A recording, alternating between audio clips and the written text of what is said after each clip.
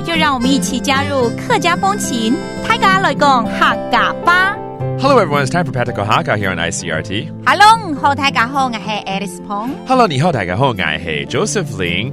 And this month we're going to teach you a phrase called 浪费, to waste, but maybe put it in terms where you're not wasting something, okay? 浪费怎么说啊？浪费。浪费。好，我最近才发觉一件事情哦，就是书啊。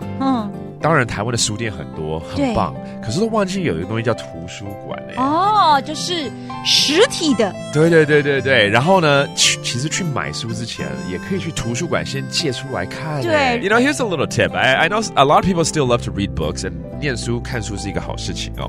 那当然去买书也是好事，但有时候 you can actually go to the library and borrow books first before you actually buy them. And let's put you in that situation, okay? 我们就来放这样子一个状况好了，去图书馆借书。比较不浪费嘛好，你喜欢看书吗？ Do you like to read books? 好看书嘛。好看书嘛。好就是喜欢就对了，对不对？ That means do you like to read books? Yes, I do. 喜欢我都先去图书馆借书，好看就去买。I always go to the library to borrow them first, and if it's good, I'll go buy it. 好。我都先去图书馆借书。我都先去图书馆借书。好看就去买。好看就去买。好看就去买。好看 that means if it's good, if it looks good, if it reads good to me, 就去买 then I'll go buy it. 买very good. 那图书馆叫做图书馆。图书馆 OK 其实听得出来是图书馆对不对？That's a library.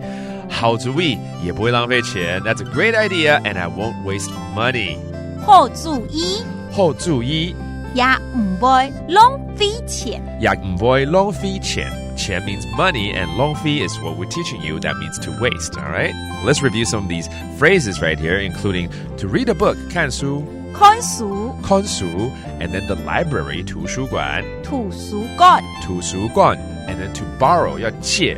加 that means to borrow. 加书就是借书 to borrow a book. All right, and this whole month it's all about the phrase to waste or 浪费 again, that means to waste. 其实现在年轻人越来越不看书了哦。看手机或许在念东西，可是我跟你讲，还是拿着一本书来看才有它的味道，才会真的吸收到它里面的知识。因为手机的字好小。对，没错。So there you have it. That does it for today's Practical Hakka. 什么太嘎？单字 say 张伟料。客家风情由客家委员会监制。We Love Hakka has been brought to you by the Hakka Affairs Council.